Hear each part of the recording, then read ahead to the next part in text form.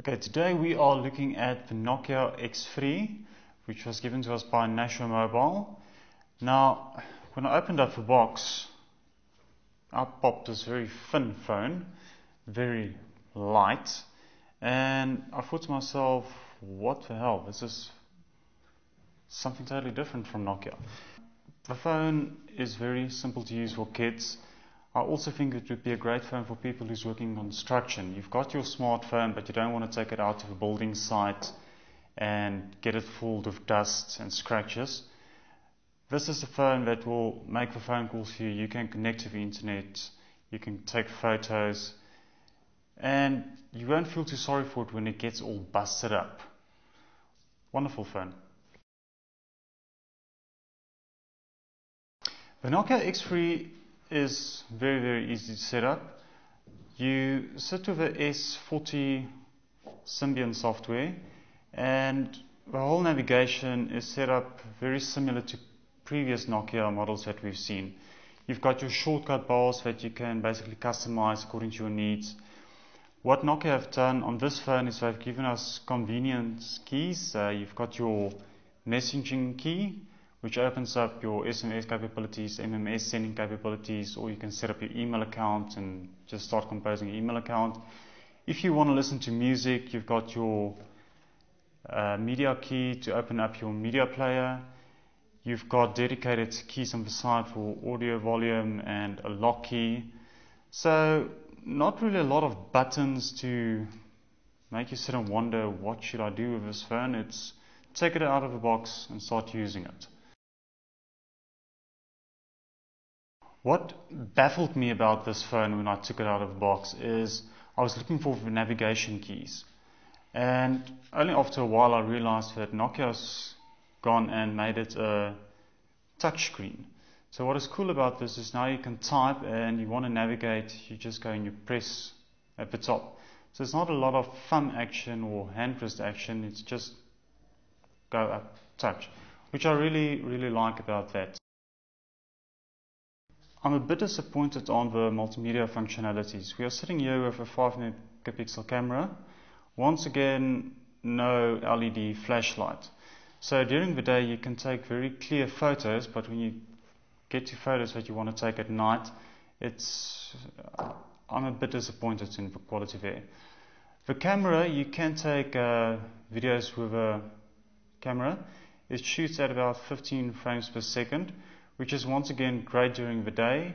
When you watch a video on the phone, you get a very crisp and clear preview of what you've taken. When you take the video over to your PC, unfortunately, it's a bit disappointing, and you can immediately see the frame rate coming into play there. Music-wise, you've got your basic standard MP3 player.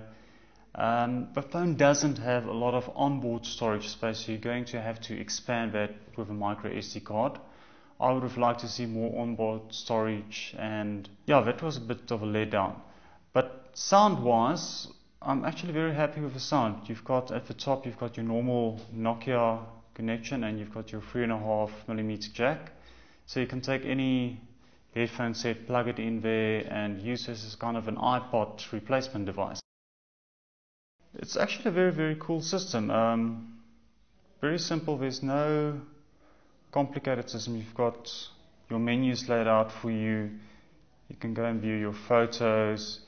With a touch screen, you've got the ability to slide the list view up and down. Not complicated at all. I would say Nokia has gone back to what they did way back with the 3510i, and they've just kept the software down to basics. Nothing new there. So I don't think people would be sitting with a big learning curve just picking up this phone and using it. Basically the touchscreen. This is a very tough touchscreen. You really have to press it to get a reaction from it. But the benefit in this is that you can actually go and touch it and actually hit it, and nothing will happen to this touchscreen. If you've seen other touchscreens out there in the market, if you really go and pound on it, you can crack it. You can seriously crack it. This thing, I believe, will fall out of your pocket onto the floor between the rocks and the grass, and you can just pick it up and use it again. When you touch on the screen, where you are physically touching, it's almost like there's a vibration underneath your phone. So it's giving you the impression that you're actually touching a button, which I don't know how Nokia did that, but that was actually very cool. The worst feature on this phone is the fact that Nokia didn't include any GPS. I mean, I would have liked to go out with this phone. Let's say, for instance, I'm into mountain biking. This is a phone I would take along when I go out and do extreme sports out there. And I would have liked to have a GPS on this with maps just to find my way around the bush or wherever I may be. And I also would have liked to see the LED flashlight. I mean, you've got a 5 megapixel camera, and this is a kind of a very active type of phone. You are going to be active at night, and why not give us the ability to take photos at night? So that's the only letdown for me. GPS, LED flashlight. This is a very, very entry-level phone. If you are a big business tycoon, don't go for this phone. If you are mid-level, you need your emails and stuff, this phone will be able to do it, but you won't have a great visual experience. I would say if you are very active, if you've got young kids, if you're into construction and anything where your phone might get damaged, this would be the perfect phone because it is a tough phone. It's got a very, very tough touch screen. The keys are very simple. The software system is very simple. Battery life, very, very good. This little phone impresses me more than Nokia's smartphones. Very cool.